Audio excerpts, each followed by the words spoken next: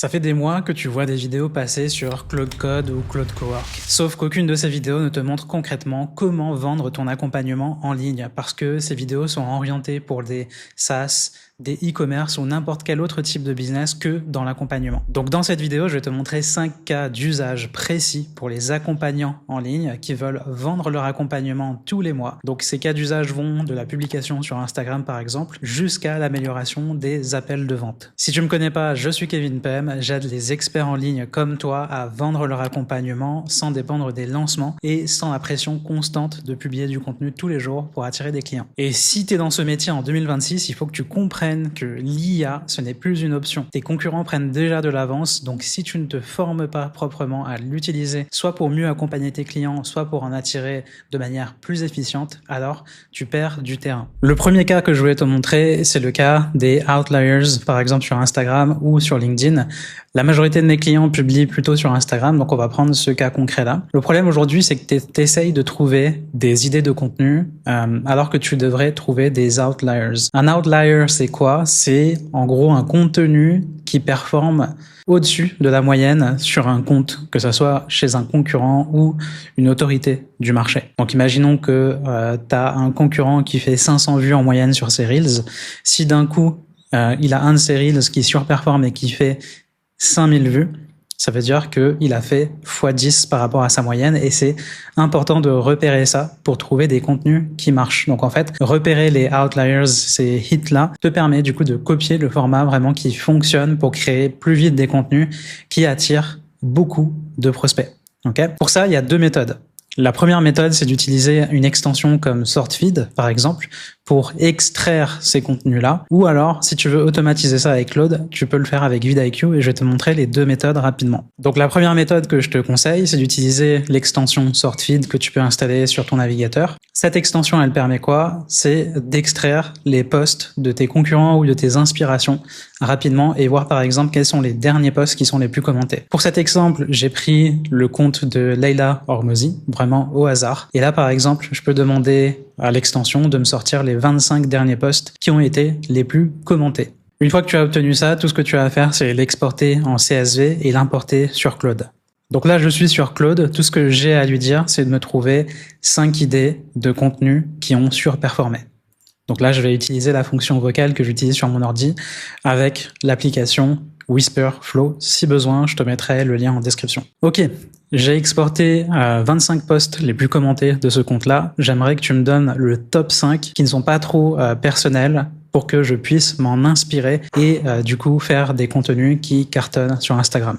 Donc là, tu vois le résultat. Claude m'a donné directement les 5 posts les plus commentés qui sont pas trop personnels et qui pourraient parler potentiellement à ma cible. Maintenant, je voudrais te donner une alternative avec, pour moi, un meilleur outil parce qu'il est plus automatisé. C'est l'outil vidIQ.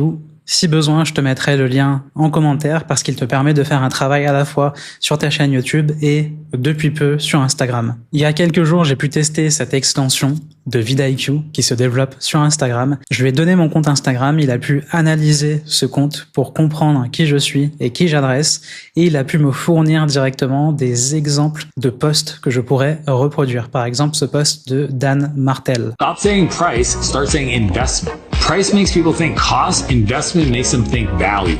Donc ça, par exemple, c'est un contenu qui surperforme. Il me dit que ça a surperformé x5 par rapport à la moyenne de Dan Martel, ce qui est déjà énorme parce que Dan Martel, c'est un gros compte. Donc ça veut dire que ce contenu-là a une bonne chance de surperformer pour moi aussi. Et pour aller plus loin, j'ai même pu demander à Claude directement de se brancher à vidIQ, je vais te montrer ça tout de suite, et de se brancher à Notion et de me sauvegarder tout ça pour que je puisse retravailler dessus. Donc là, par exemple, la vidéo de Dan Martel que je t'ai montrée a été sauvegardée directement dans mon Notion, dans mon calendrier de contenu, et du coup, j'ai le transcript directement et du coup, je saurai comment reproduire cette vidéo-là facilement. Si toi aussi, tu veux que Claude automatise ça pour toi et que ton travail soit sauvegardé quelque part, je te conseille de venir connecter Notion, par exemple, dessus. Donc pour ça, tu vas dans Customize, tu vas dans Connecteur ici et tu cliques sur plus et tu pourras parcourir les connecteurs. Donc maintenant, tu ne peux plus utiliser le manque d'idées comme excuse pour ne pas créer du contenu. Mais si on parlait de la pub maintenant. Donc là, on est au deuxième cas. Le problème avec avec la publicité aujourd'hui, c'est que je vois trop de coachs, de formateurs, de thérapeutes essayer de trouver des idées de pub en partant directement de leur tête ou en essayant de comprendre c'est quoi la douleur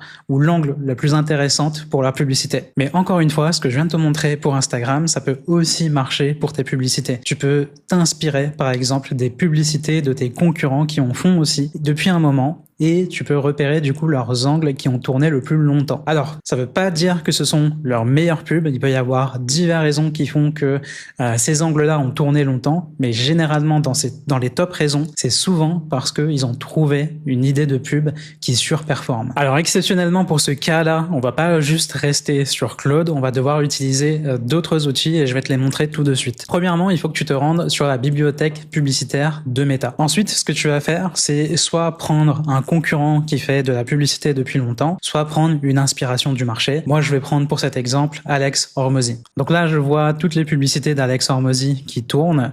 Soit je peux aller détecter ici des angles que je veux reproduire moi-même, soit je vais automatiser ça. Donc pour ça, je vais prendre le lien de cette page-là. Ensuite, ce que je te recommande, c'est de te rendre sur l'IA Manus qui a été récemment acheté par Meta. Et du coup, je l'utilise uniquement quand je veux analyser et surtout avoir les transcripts de publicité de mes concurrents ou d'inspiration du marché.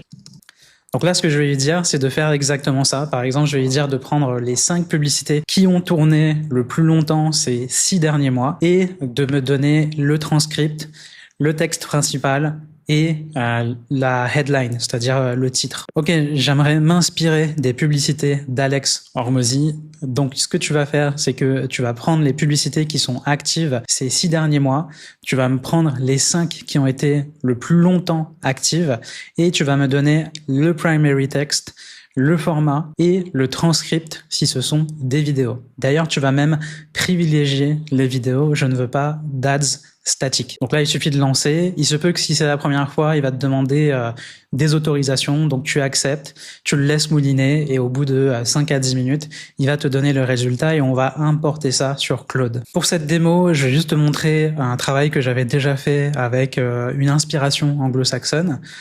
Du coup, j'obtiens cette transcription-là et il suffit que je donne ça à Claude pour qu'il me le templatise et qu'il me dise comment utiliser ça pour mes propres publicités. Voici le transcript d'une publicité méta d'une inspiration anglo-saxonne. Du coup, j'aimerais que tu templatises ça avec des placeholders pour moi et j'aimerais transformer ça en publicité pour ma prochaine VSL. Donc là, on voit qu'il galère un petit peu, il n'a pas très bien compris ma demande, donc c'est très important pour toi que tu formules une demande précise en lui disant ok, c'est pour tel type de VSL, voici le fichier, etc. Ou alors, si tu as déjà ouvert Claude dans ton dossier avec tous tes éléments, tous tes travaux, tu dois lui dire exactement quoi lire. Donc là, par exemple, je lui ai demandé de lire ma dernière VSL pour qu'il puisse adapter ta publicité pour que je puisse générer des inscriptions dessus. Donc là, tu vois, il vient de me produire un template de publicité avec à la fois le texte principal qui va au-dessus ou en dessous de la pub, la headline, donc le titre qui va sur la pub, et ensuite le template de script vidéo qui va faire que je vais avoir un script d'1 minute. Et là, du coup, il a pu me produire 2 versions qui sont quasiment prêtes. J'aurais juste à les relire et à les réadapter un petit peu. Donc là, par exemple, il me manque juste le call to action, par exemple. Donc là, tu viens de le voir, en 5 minutes, on a pu générer déjà 2 publicités. Il suffit juste de passer 5 minutes sur chaque pour corriger un petit peu, rajouter le bon CTA et on a déjà nos pubs déjà scriptées et il suffit de tourner et lancer. Donc maintenant, tu n'as plus aucune excuse pour trouver des idées de contenu Insta qui vont performer, trouver des idées de pub qui vont aussi te ramener des leads en performant bien. Et maintenant, comment on fait pour envoyer ce trafic-là vers une bonne landing page qui convertit? Parce que avoir ces idées-là pour générer des leads, c'est bien. Mais si derrière ta page ne convertit pas bien, ben, ça sert à rien. C'est pour ça que je voulais te montrer un autre cas d'usage. C'est celui de faire, par exemple, des A/B tests pour tes landing pages. Aujourd'hui, ce que tu peux faire avec Claude Code ou même Claude Cowork, c'est de coder une page entièrement et l'importer sur ton outil par exemple sur System.io. Mais je vais être honnête avec toi, j'ai déjà testé cette méthode et ça ne fonctionne pas très bien pour moi. J'ai pas encore craqué le code, mais ça va sûrement arriver et quand ça arrivera, je te ferai un tuto. Mais ce qui est bien, c'est qu'on peut lui dire du coup de générer la page en HTML pour nous donner une idée de ce à quoi ça va ressembler et ensuite reproduire ça sur ton outil. Donc pour ça, ce que tu peux faire, c'est juste aller sur ta landing page actuelle, c'est-à-dire ta page de capture ou ta page d'inscription actuelle, prendre un screenshot ou alors prendre le lien et le donner à Claude. Moi, je préfère directement prendre un screenshot parce que ça lui permet de voir visuellement à quoi ça ressemble et derrière de lui demander une alternative pour tester en A/B test. Donc là, je viens de donner ma capture d'écran à Claude et je vais lui indiquer quoi faire. Cette page de capture ne convertit pas assez pour moi. J'aimerais activer l'A/B testing. Donc, ce que j'aimerais que tu fasses, c'est que tu me proposes déjà une alternative de copywriting et de structure pour cette page directement en HTML pour que je puisse m'en inspirer et reproduire ça sur mon outil. Tu me diras exactement ce que tu as fait varier et pourquoi. Attention à respecter mon ton, mon style pour formuler les titres, les sous-titres, les CTA, etc. Pendant que Claude réfléchit, j'aimerais juste te montrer avec des stats que c'est des usages que je fais vraiment. Donc là, par exemple, on peut voir ici que j'ai testé l'A/B testing et du coup, j'avais une page qui convertissait à 7,69%. Et grâce à l'A/B test que j'ai fait, j'ai pu augmenter ça et passer à 16% par exemple.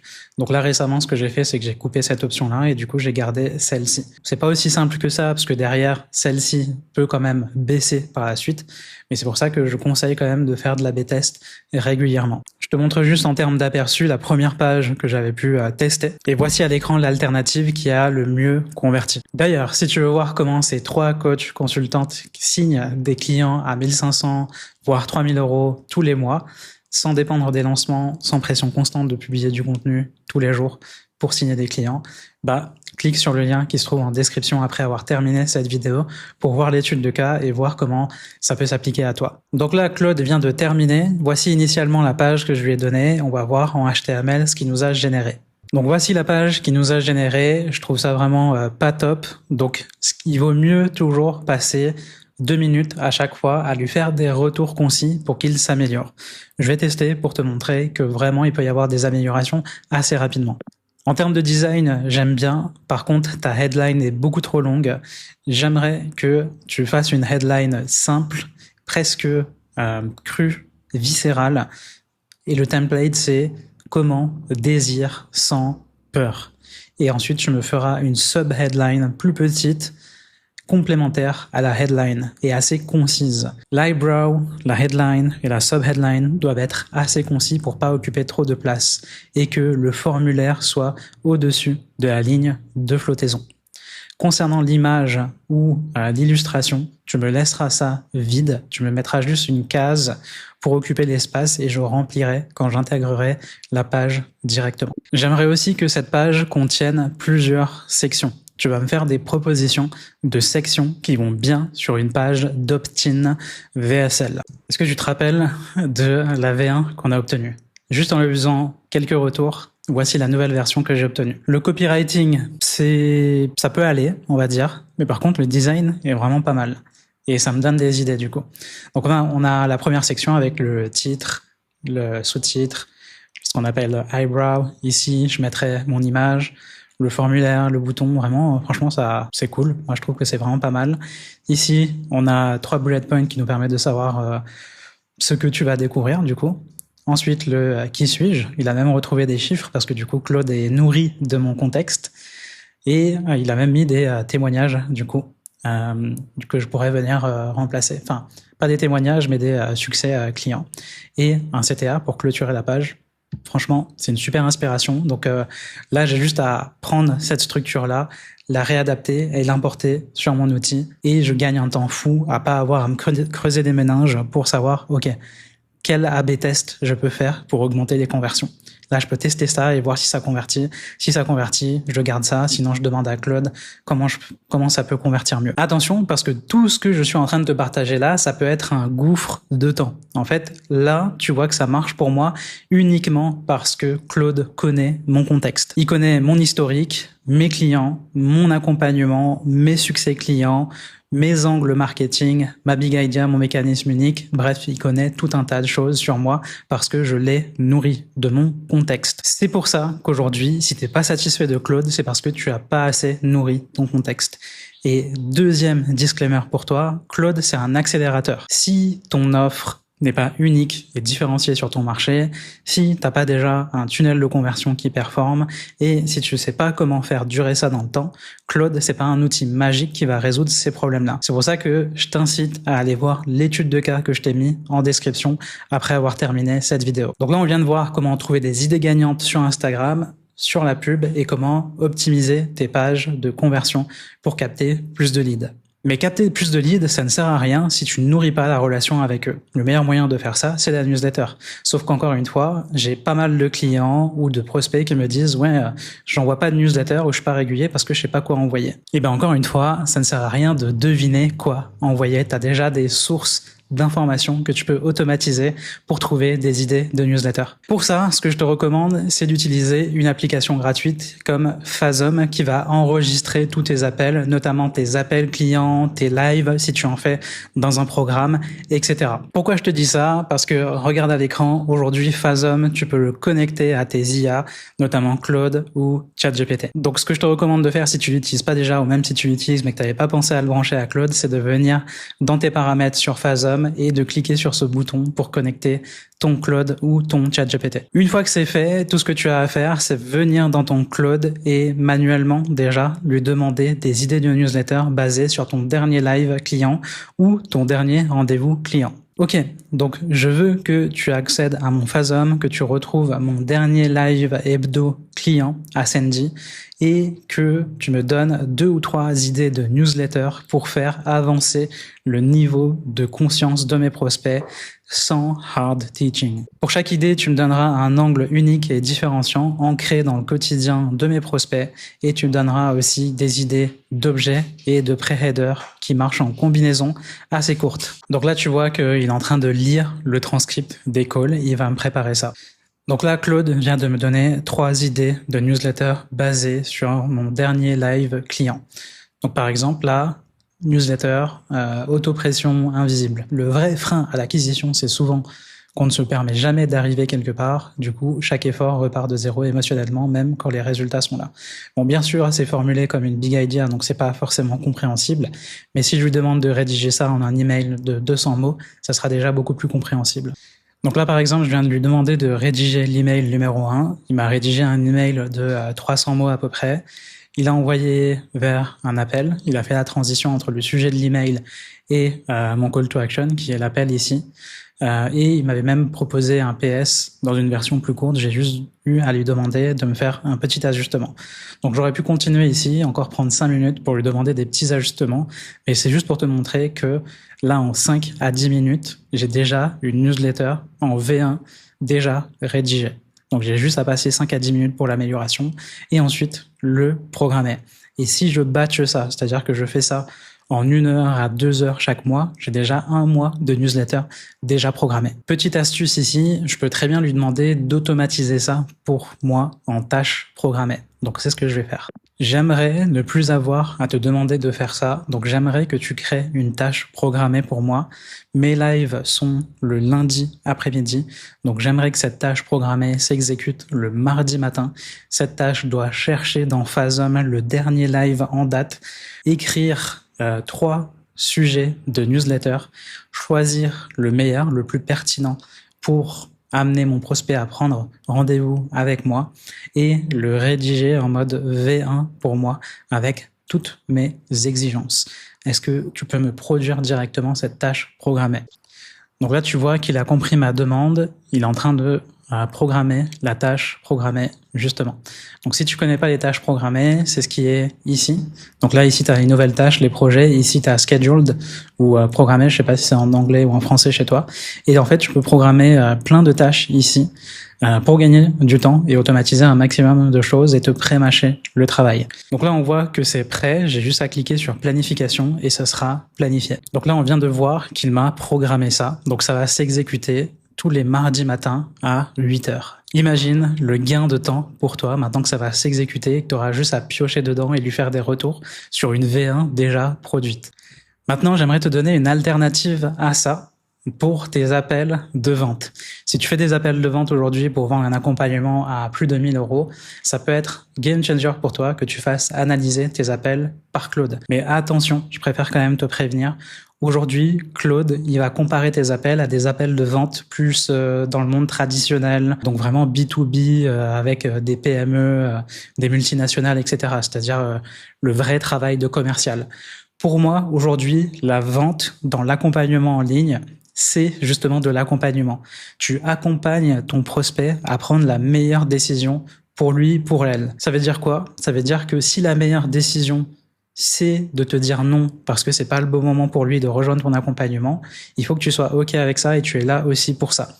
Tu es là pour lui faire prendre la meilleure décision. Donc, je veux vraiment mettre un disclaimer ici. Claude peut vraiment halluciner et te donner des optimisations qui sont pas ouf pour l'accompagnement en ligne, mais c'est quand même bien de tester pour voir si tu as un niveau basique en vente, de voir déjà comment il peut t'aider à optimiser ça, mais il faudra bien que tu discernes si c'est un bon conseil ou un mauvais conseil. Justement, ça, je vais le donner à mes clients, mais avec du coup mon template d'appel de vente avec les 9 phases que tu dois faire traverser ton prospect en termes de croyances pour l'aider à prendre une meilleure décision avant de pitcher.